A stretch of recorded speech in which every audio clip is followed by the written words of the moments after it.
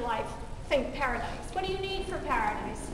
Well, first you need a priest who's going to make you come alive. And he's doing that by means of magical onions that he has on this very large vase on his shoulder. And to awaken your senses, he's going to burn incense for you. He has a censer in his right hand. He is the most important figure.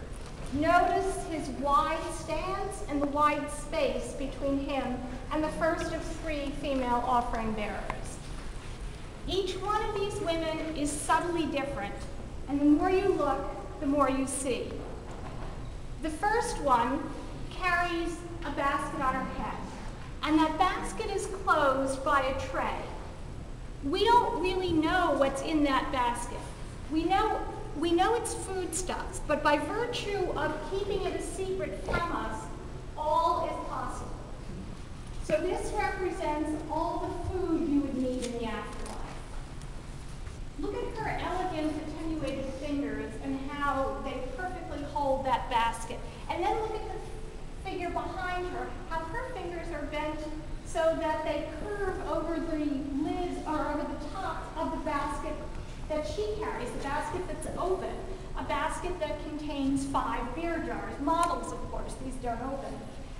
But I did, of course, want you to look at their 3 different hairstyles, all 3 fashionable at the time. So we have religion, we have food, we have drink, the most important being beer, of course. And what else do you need? You need to be beautiful. So what is the 3rd figure carrying? A jewelry box, or a box of other precious things. In her other hand, she carries a mirror in a case. There is such extraordinary attention to detail on this mirror case. It was probably made of a wood frame with an oxhide center. And you can see the patterning of the oxhide. You can also see some green with black dots, all almost microscopic. This, I believe, is a group of, these are strips of copper that have been riveted to that case. Now, from where I'm standing, I see only one side of this mirror case. Did they paint only one side? No, they painted both sides, even though you wouldn't see it. You don't see it, because the figure's in the way. And in fact, of course, you weren't meant to see any of this, because this was all 30 feet down in a sealed tomb.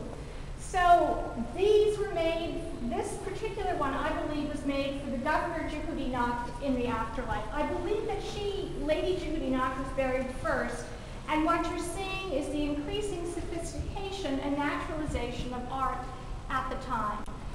This might have been in the above-ground chapel, the chapel that was either destroyed by plunderers or taken for lime and reduced.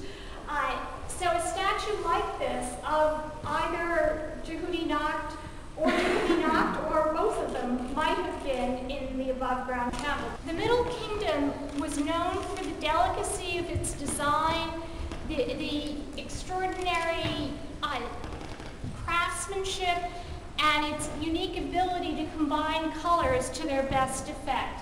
And you'll see that in some of this material here. Amethyst was a precious material for them. They found an amethyst quarry, and in the Middle Kingdom they exploited it until it was gone.